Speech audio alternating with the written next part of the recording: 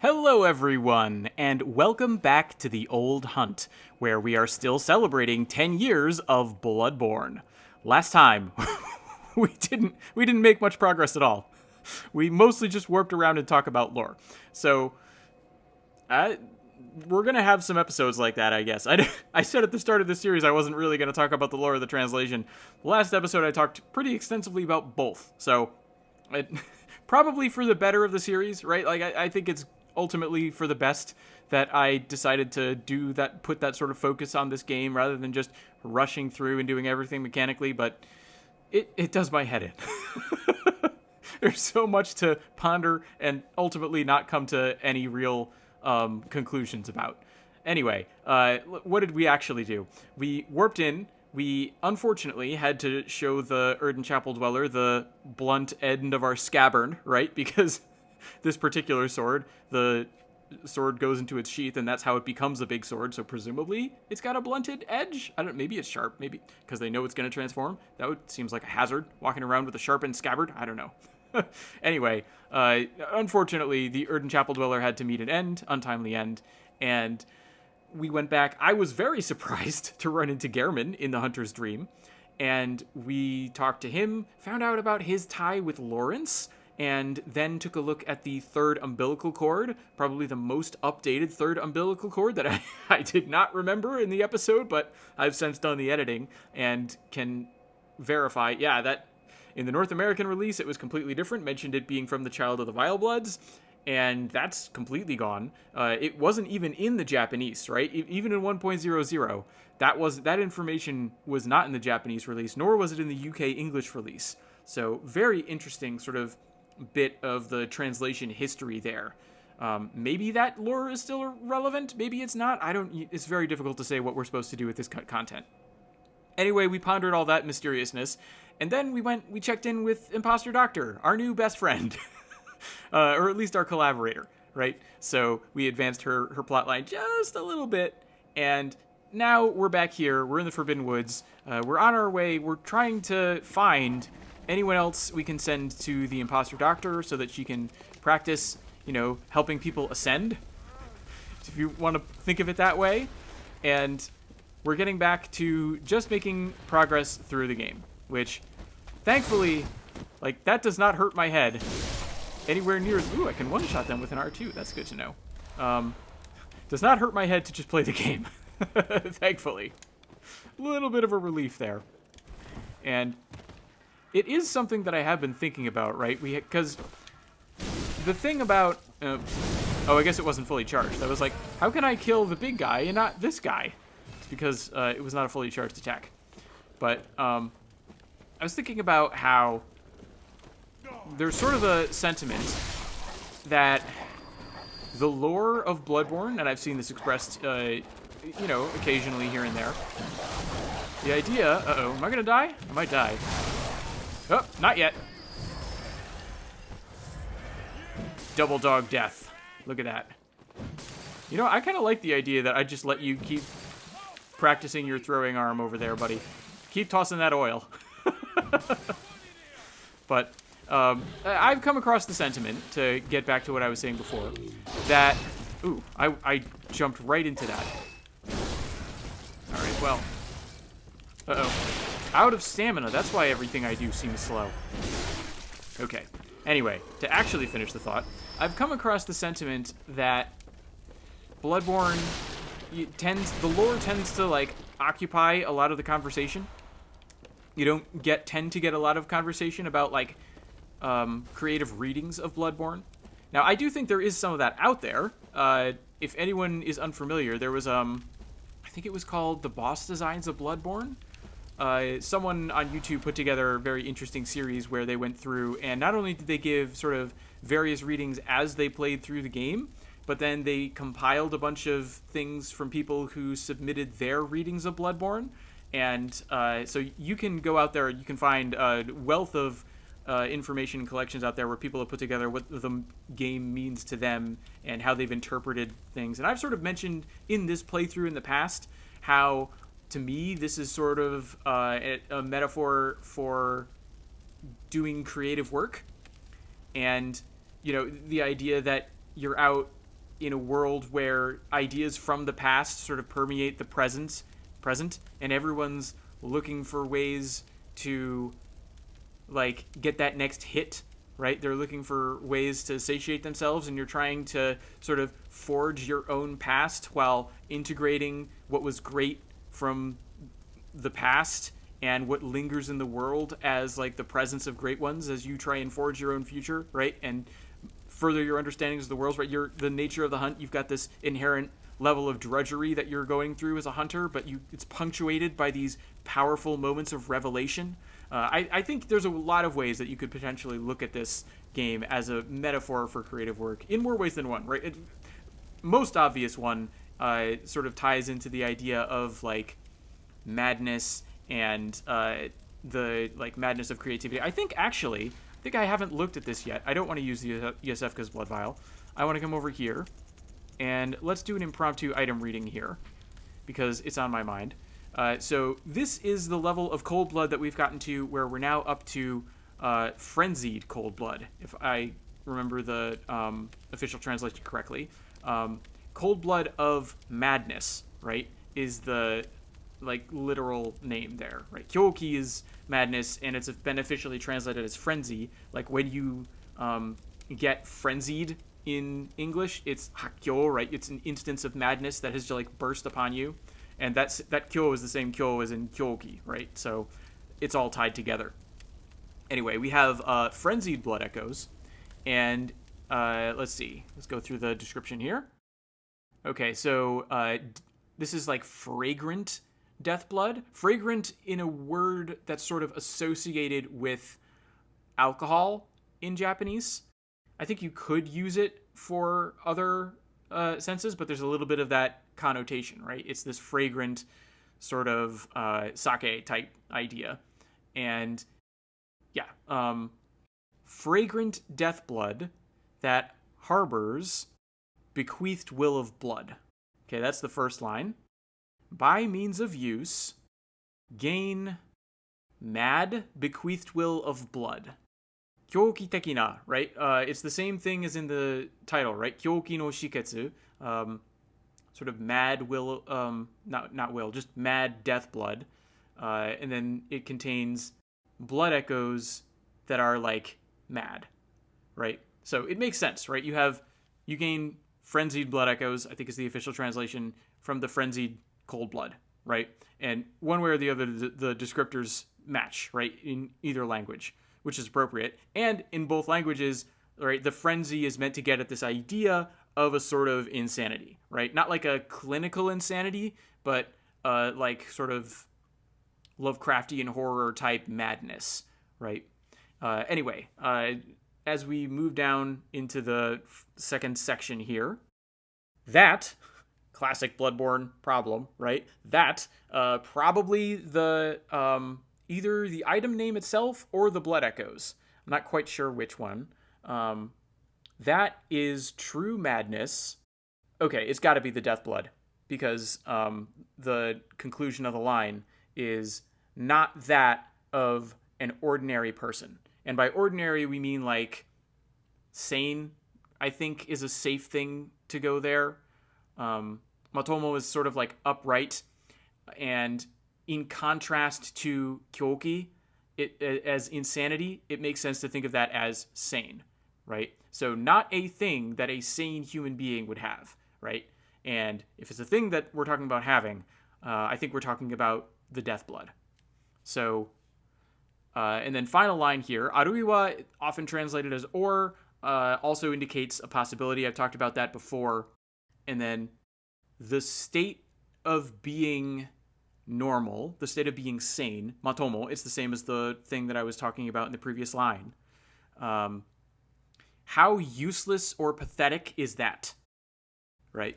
So literally, it's this idea that these frenzied blood echoes aren't something, or this frenzied cold blood isn't something that you would get from an ordinary person, a sane person. But who wants to be sane, right? The value of sanity is essentially worthless, is the statement in the final line there. And the official translation takes this and runs with it a little bit, right? And it's something to the effect of, has a sane mind ever produced anything of true value, right? And that's a little bit of a leap, but I think it's reading into this line in the correct way, in the sense that it's saying, right, the Japanese is a condemnation of normality, of sanity, and saying there is value in insanity. And in that sense, right, this is where all this was to get at the idea, right, because particularly in the English line, right, the idea that has a sane mind ever produced anything of any value, or whatever the actual wording is, like, you can get the idea that madness is tied to a better perception of the truth of the world, right? So you don't want to strive to be ordinary, you want to strive to be extraordinary. And that much you can get from the Japanese, right? If you're saying that ordinariness is worthless, right? Being what the world would consider upright and of sane mind, that the game is, like, the description writer is saying is worthless. So what you should value is being extraordinary, and therefore associating with what other people would see as mad or madness, right? And so there's this idea of, right, the genius artist who sees, like, the truth of the world, but it sort of comes across as mad, right? And so that's one way in which you can sort of tie in this idea that Bloodborne is about creative work and creative expression, is because by understanding these truths of the world, you sort of seem mad yourself, and you take on this madness, and your work becomes sort of an expression of that. But actually, it's getting at hidden truths, right? So, anyway, all of that is a little bit of a tangent, right? Because that's my way of saying, that's one aspect, but I think it can go deeper, of my personal reading of the game, where all of this is sort of tied into the idea of Bloodborne as a metaphor for the difficulty of producing a creative work. But that's the sort of thing that some people say is lacking in the wider discussion of Bloodborne when it comes to, like, how many people are out there analyzing its themes. There are some, but, there's a lot more people talking about its lore. And I can't believe I've gone all the way around just to make this point, which is ultimately fairly small, which is one of the best ways to determine how you are going to read something, how you're going to get that interpretation, is to understand the lore, right? So by having a blurred, confusing, up to interpretation, basic story, it makes it harder to read the message of Bloodborne, right? And I do think you end up with this thing, and I've said this before, right? How you look at Bloodborne reflects a little bit of yourself, right? Because of that mysteriousness. So the reading that ends up resulting from your reading of the lore is going to feed very well into your own personal interpretation of Bloodborne. What it's not going to do very well is foster, like, communication across these different people, unless they're willing to say and accept, right? Okay, you're reading the lore this way, and that's how you've arrived at this reading. I'm reading the lore this way, and that's how I've arrived at this reading. And these two things are equally valid. Neither one of them has to be the objective truth. And I don't know, I feel like that's a hard discussion to have on the internet these days. Oh, boy. How did we get here? I'm just playing the game, had that random thought, walking through the Forbidden Woods. Anyway, the other thing that we're keeping an eye out for is, unique items, right? The thing that's much more relevant to our playthrough as we keep going here is we want to be paying attention to the sorts of item drops that we get in the Forbidden Woods, and noticing, right, we had the pungent blood cocktails, and we had the beast blood pellets, and we had those things that are sort of associated with beasthood. And that smarted me. Those things are associated with beasthood, and so is this place, right? It's in shambles, and it's associated with beasts in the woods. And I talked about that in a previous episode as well. But not like that's all work that's being done with items we've gotten before. In terms of unique items, we're wearing it, right? This set right here that we got from, where'd it go? Here it is. This rooftop. I don't know why it was on the roof, but there it was. And we picked it up, and now we've got the, Healing Church Superior set, or whatever, the White Church set, or whatever it's called, which is used by the Healing Church, like the higher rank doctors. That thing is totally going to notice me. Can I go around the other way? Let's see if I can go around the other way. Falling back on the idea of this all being a sort of gameplay focus. Don't want to alert anyone over there, for sure. Now, I don't want to go for that item just yet. Yeah, this is a safer way to sneak up from behind this enemy. Come over here, and then just charge up this attack. There we go. Step forward. Oh, that's weird. There was no, like, red aura. Go figure. I wasn't sure I'd be in time for that visceral. The negative stamina was really impacting. Ooh, look at all those blood vials! Yes! That's what I needed. Beautiful. Glad that worked that way. Of course, blood vials, not a new item, right? Anyway, what have we got here? Okay, right? This is why I was building this up. The beast-related items. Here, we finally have another novel item, very close to the first novel item, another novel item from the Forbidden Woods, also associated with beasts. This is the Beast Roar, right? The Beast Roar item. So let's go take a look at this, get our next item reading. I think it's actually consumable, even though it is not, right? It's not consumed from use. All right. Beast Roar. Very straightforward translation. Like howl, maybe? I'll put up an official, I'll put up a dictionary definition on screen, but I'm pretty sure Beast Roar, fairly straightforward translation for the title there. And then the actual description. Okay, one of the forbidden hunter tools from the hand, which is a Japanese way of saying, like, made by, apostate Izzy. Iji is the Japanese pronunciation, but I think Iji is meant to be understood as Izzy, just like the official translators have. The official translators call this irreverent Izzy, which I like the repeated sound, right? Irreverent Izzy. That flows together pretty nicely. But the Japanese hits me a little bit harder when it comes to the idea that this is someone who has turned their back on the church. Like, literally, the reason I called this apostate Izzy is because the first kanji is back. The second kanji is, it's technically teaching, but I think, in effect, we can read it as standing in for the church. And then the final one is, like, person, mono. We've seen it before. So one who turns their back on the church, one who turns their back on the teachings. And that's why I went with apostate Izzy, a forbidden hunter tool. So clearly the Healing Church didn't like this, and we're seeing a tie immediately, right? Forbidden Woods, forbidden hunter tool, associated with beasthood, right? We also have, where's the beast rune? It was one of the first, in later revisions, the first Carol runes, and at the same time, the first forbidden rune.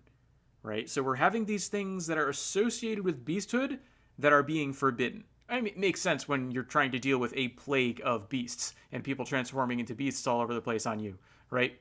So I gotta get back to the Beast Roar. Anyway, this is a hunter tool. It's called the Beast Roar, but it's a hunter tool. And if we look at the image, it's a claw? How is a claw a roar?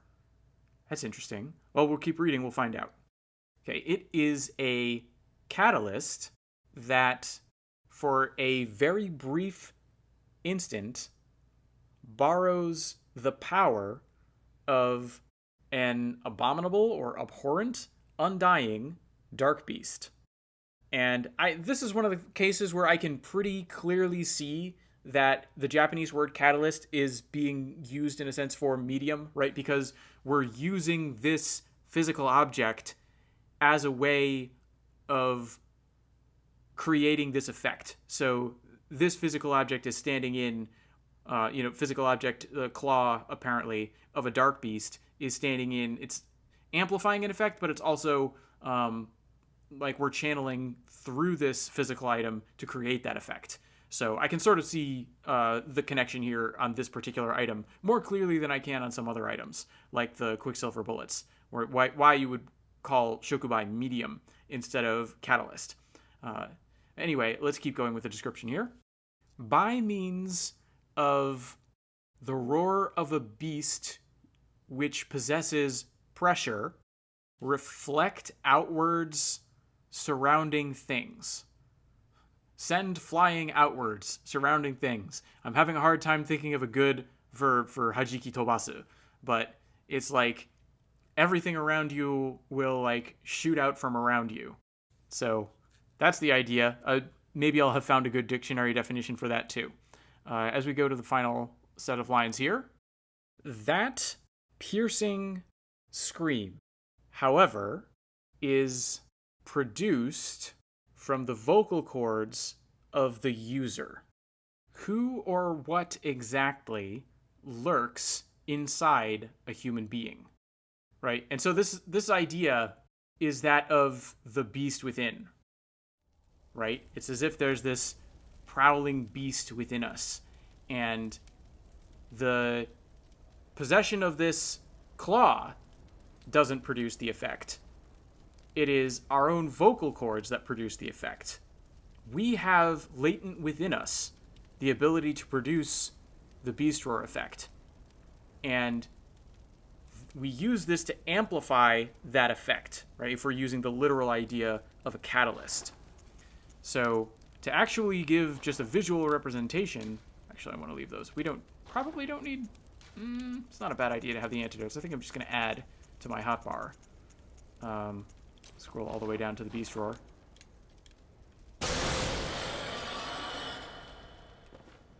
There you have it, right? It sends things flying. It will also send projectiles flying. That's sort of the coolest use for this item, is if you can time it properly. And if you'll note, it uses quicksilver bullets as well, right? Sort of the idea of magic in this game is sort of supplied by quicksilver bullets, right? Use quicksilver bullets when you're producing arcane effects, and this is, you need a certain amount of arcane to use it. Did I show that? I think I failed to do that, right? You need 15 arcane in order to use it. Thankfully we have 25, so that's not an issue for us. And the thing about that, right, and I've heard people say, well, maybe this is the importance of mercury again. Maybe. I can't dismiss that. I think, again, the core of quicksilver bullets is blood. You're powering, therefore, spells and magic and arcane effects in the world of Bloodborne with blood, I think, right? I think that's the core of how that happens. And it's being represented as quicksilver bullets because, it's a game, right? It's a resource. They're not going to take it from your health, are they? I mean, they could, but that'd be a different game.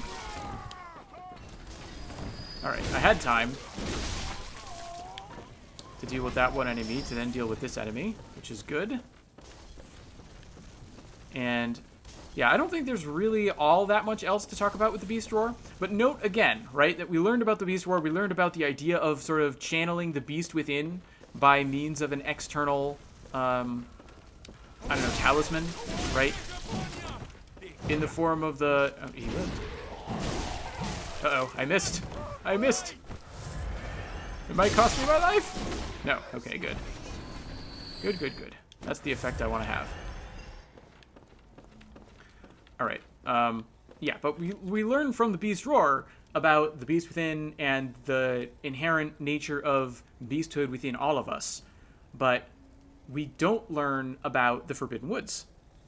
We do get an additional association, though, with, beasthood in this place, as I was saying before. So this place and that things forbidden in general are pretty well tied together with... They both throw Molotov cocktails. That's very annoying. I guess I knocked one off, so now he won't be as annoying. Okay. You are not wanted here. You should be dead by now. It's all your fault. Look who's talking. Alright, so long. There we go. There's the restock on Molotov cocktails that I was looking for. Actually, I want to add these to my hotbar as well. You know what? Let's leave the Beast Roar on for a second here. Let's not close the menu, though. There we go. Let's actually equip these. Get them out. And now we can see this actually, if you're crazy, if not crazy, but if you're like directionally challenged like me, and you haven't figured it out yet, we've actually managed to loop around yet again towards that village. And this is that oil slick where I was saying these people would throw all these Molotov cocktails at us. Well, now the tables have turned. Now we throw Molotov cocktails at them. And the oil means they do insane damage, especially because I have my arcane boosted, which is increasing their damage to begin with. So, yeah, those particular enemies living in that oil slick, absolutely no threat to us. This one here, who is a little bit sheltered, a little bit more of a threat for a very short period of time. But we can actually come back to the village here. I forget which way is which, because as I've indicated, maybe I don't want to run into that fire. maybe I want to wait for that to die down first. This is moving ahead. Okay. I actually want to move backwards, because this can return us to that village, as I was saying. Do I want to... Yeah, let's just deal with you without fire. Uh-oh. It was a mistake! It was a mistake! His enemies also attack in very straight lines. Sure, I should have been attacking him from the side, but... Oh well. That's a mistake I can live with. Well, anyway, this demonstrates my point if it doesn't do what I wanted it to. This is that village where, you know, we could fall down from the beam. I think it's somewhere over there now. So we can actually unlock a little bit of a shortcut that I showed off from the other side relatively recently. I just don't know where that shortcut is. Is it up here? Must be. I guess it is. It's all the way up here. What we got? All right, more upgrade materials. And more upgrade materials. They really want you to have a +6 weapon. And look at this. This is the shortcut. We already picked up this item because we've already been through this broken down old house. And once again, another look at the village here. So now we've effectively activated a shortcut. And we can proceed to a deeper portion, finally, of the Forbidden Woods. One that is not just looping back around on where we've already been.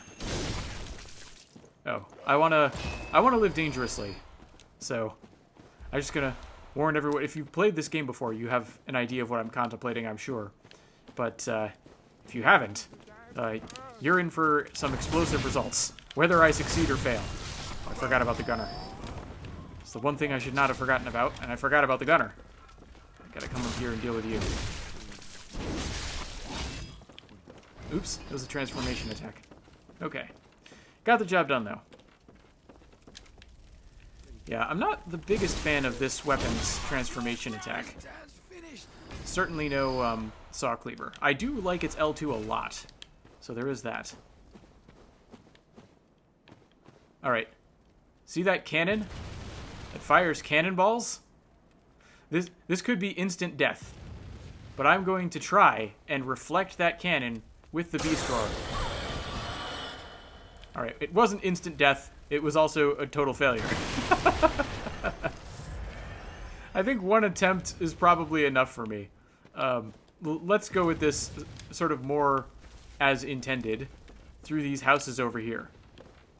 Plus, we get to pick up the items along the way. I feel much less bad about utterly failing to deflect that cannonball, having picked up those blood vials. Also, I know what I'm thinking. I came this way for a reason, right? You can clear away this clutter. Continue to clear away this clutter as well. I like to roll to clear away clutter. Some people prefer to attack, which is fair enough, but I don't know. It just always seemed to me like attacking sort of potentially drains your weapon durability and locks you into an attack animation that you maybe don't want to be locked into. Dodging locks you into an animation you maybe don't want to be locked into either, right?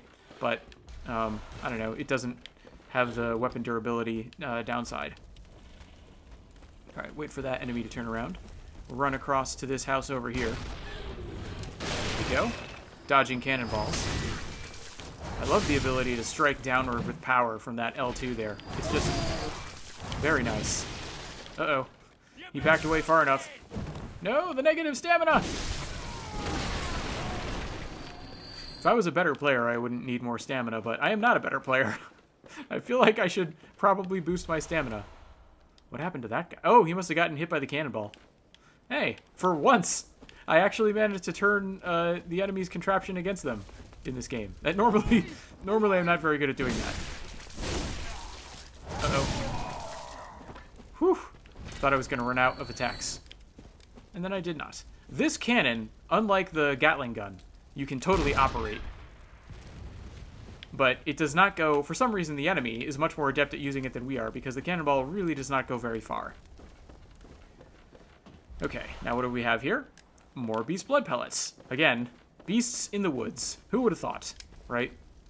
All right, and having made our way through this, collection of ramshackle houses, we come to the first sort of major checkpoint in the Forbidden Woods, the first windmill. And trying to think, is this also a shortcut? I think this is also a shortcut. So what I'm going to do, because we've been going for a decent length of time, is I think I'm going to clear out and activate this shortcut here, and then call the episode for the time being, and proceed onwards in another one. Because we got a lot to do. We got a lot of progress to make, and we don't necessarily want to do too much all at once. All right. Do I want to come out here right now? I think I do. I think it's in my best interest to do so. We have this friend here. Nope. Timed it wrong. Timed it well enough to get a little bit of the rally effect going on, though. So I'll take that. There we go. Get that oil urn. You can see out... What's that over there? That looks like a domed building of some kind. Looks like it might belong to a college that I'm looking for in these woods. Yeah, that's almost certainly Byrgenwerth. Over by a lake, nestled within some mountains. Right? We're sort of getting a sense that we're drawing close to our destination, which is pretty cool. Yeah, this windmill, pretty big, right? Pretty gigantic. And there's some cool stuff in here. Okay. Poison knives, so not a new item. Come up here.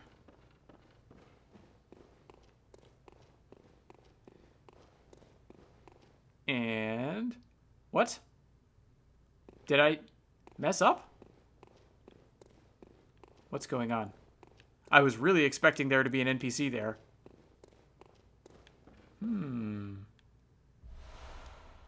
That's odd. All right, 3 poison knives. Thought there were more of them.